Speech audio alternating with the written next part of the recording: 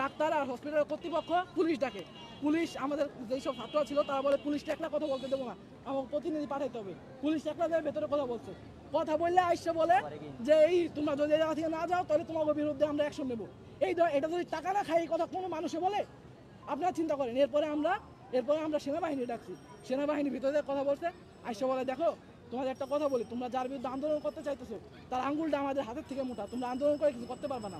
Hospital কর্তৃপক্ষ বলছে যে ওর যে 30-35 হাজার টাকা বিল হয়েছে ওই বিলটা মৌকুফ করে দেবে আর 10,000 টাকা তোমাদেরকে দিয়ে দেবে, তোমরা চলে যাও। একটা মানুষের জীবনের মূল্য কি 10,000 টাকা? আপনারা চিন্তা করেন। এরপর আরও ছাত্ররা চড়া হয়ে গেছে, ওই জায়গায় ভিড় হয়েছে পরে রাত্রি 2টা পর্যন্ত। আমাদের না অভিজিতের ডেথ সার্টিফিকেট দিয়েছে, না অভিজিতের লাশ আসছে, অভিজিতের একটা রিপোর্টও দেয় নাই। তারপরে আন্দোলন চড়া হওয়ার কারণে রিপোর্ট দিয়ে ছাড়িয়ে দেয়। এরপরে 19 তারিখ সব ঠান্ডা ছিল, 20 তারিখ আমার কলেজের ছাত্ররা যখন আন্দোলনে যায় শান্তিপূর্ণভাবে আন্দোলন করছিল, কোনো রকম ভাঙচুর কিচ্ছু পায় নাই। তাদেরকে যে আলটিমেটাম দেয় আপনারা এর সুষ্ঠু তদন্ত করে নিজেদেরকে আপনারা যে দোষী না সেটা প্রমাণ করেন। কিন্তু তারা কি করলো, যখন আমরা আন্দোলন ভঙ্গ করে সবাই চলে যাইতেছে, মাত্র 20-25 জন ডিএমআরসিএন আছে, তখন কিছু ভাড়া করা গুন্ডা ছাত্র নামক কিছু কুলাঙ্গা যারা ওই জায়গার সোহরাওয়ার্দী কলেজের ছাত্র, তারা এসে আমাকে ছাত্রের উপর আক্রমণ করে সব ছাত্র অস্ত্র সহ ছিল, লোহা আমাদের কাছে প্রত্যেকটা প্রমাণ আছে, আপনাদের দিয়ে দেবো। লোহার লাঠি ছিল, লোহার রড ছিল, প্রত্যেকটা দিয়ে ছাত্রকে আক্রমণ করা হয়েছে। যদি আপনারা জানেন যে ন্যাশনাল হসপিটাল থেকে প্রায় 2 কিলোমিটার ভেতর সোহরাওয়ার্দী কলেজ, আমাদের আন্দোলন ছিল ন্যাশনাল হসপিটালের বিরুদ্ধে। ওদের যদি টাকা না খাওয়ায় আর এই আন্দোলন ধামাচাপা দেওয়ার চেষ্টা না করে, কিসের জন্য ওরা এসে আমাদের আক্রমণ করলো? এরপরে আমরা কিছু বলি নাই। তারপরে দিন 21 তারিখ আমাদের সমস্ত ছাত্র মিলে আমরা আন্দোলনের উদ্দেশ্যে আবার গেছি।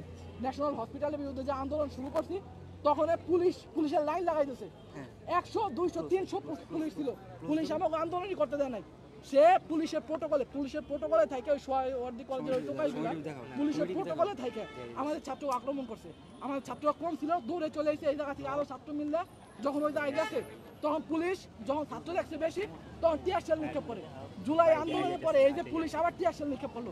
আমরা ভাঙচুর করছিলাম, আমরা শান্তিপূর্ণ আন্দোলন করছিলাম, কিসের জন্য টিয়ার শেল নিক্ষেপ করলো? যদি টাকা না খায়। আর টাকা যদি খায় থাকে তার মানে হসপিটাল কর্তৃপক্ষ এই আন্দোলন ধামাচাপা দেওয়ার চেষ্টা করতেছে। আমরা টাকা খাবি কিসের জন্য? আর যখন ছত্রভঙ্গ হয়ে যায় তখন আবার এই সোহরাওয়ার্দী কলেজের পোলাপানরা আমাকে ছাত্রগুলো আক্রমণ করে। 100-150 বেশি ডিএমআরসিএন ছাত্র মাথা পাড়ছে, পাও ভাঙছে, গুরুতরভাবে জখম হয়েছে। এরপরে 22-23 তারিখ এই 2টা দিন ছিল, শুক্রবার শনিবার, আমরা সবাই রেডি হয়েছি। আমরা বলছি সুপার সানডেতে যাই আমরা 14-15টা কলেজের ছাত্র মিললে আমরা যাই আন্দোলনটা করবো। এরপরে তখনও আমরা যাই, এই যে গতকালকে ঘটনা, আমরা গেছি ওইখানে আন্দোলন করতে, তাও শান্তিপূর্ণভাবে আন্দোলন শুরু করছি। এই আন্দোলনের ভিতরে আবার এই সোহরাওয়ার্দী কলেজের পোলাপানরা চকলেট বোম ফাটাইছে, ইট পাটকেল ফাঁকা শুরু করছে, লোহার লাঠি দিয়ে বাইরেছে। কালকেও ছাত্র আহত হয়েছে। এইটা আর মানা যায় না।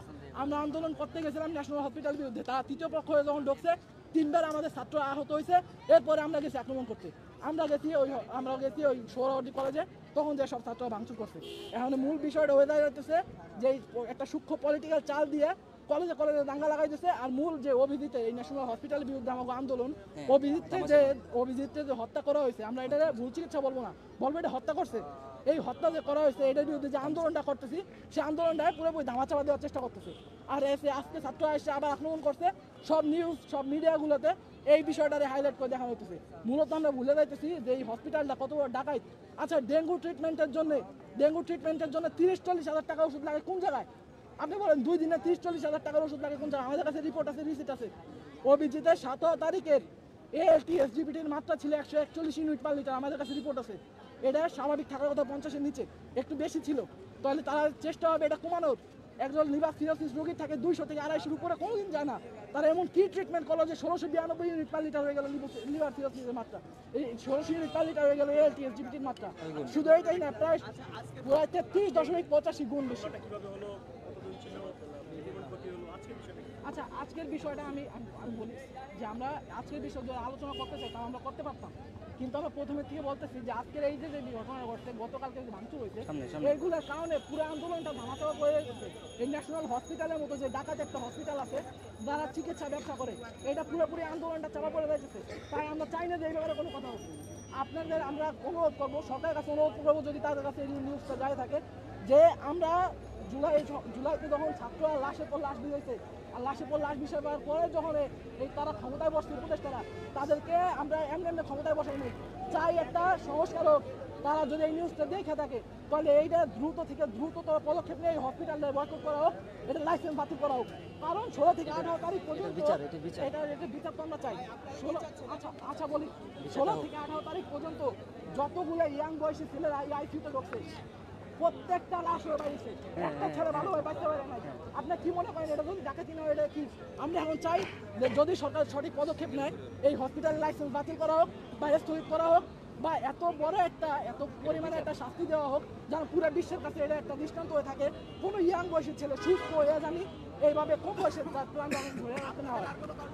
হ্যাঁ, আমাদের আর কোনো কর্মসূচি আছে কিনা এই ব্যাপারে আমরা এখনই বলতে পারবো না। আমরা এবার আলোচনা করবো, যা যা পদক্ষেপ নেওয়া লাগে নোটিশ দেওয়া হবে। আচ্ছা, আমার নাম শুভজ্যোতি ঘোষদীপ, আমি অভিজিতের রুমমেট ছিলাম 1 বছর, আমরা একসাথে ছিলাম, আমরা প্রত্যেকেই রুমমেট ছিলাম। হ্যাঁ, আমরা আমরা এই মুহূর্তে এই ব্যাপারে কিছু বলতে চাই। ধন্যবাদ। হ্যাঁ, কোনো প্রশ্ন থাকলে বলতে পারেন। আপনাদের পোস্ট যেগুলো দেখা গিয়েছে সেখানে একটা দলকে উল্লেখ বুঝতে পারিনি একটা দলকে উল্লেখ করে বলা হচ্ছে বারবার। এখন আপনারা কি কতটুকু জানেন? হ্যাঁ, প্লিজ প্রশ্ন থাকলে বলতে পারেন। হ্যাঁ, প্রশ্ন থাকলে জিজ্ঞেস করতে পারেন।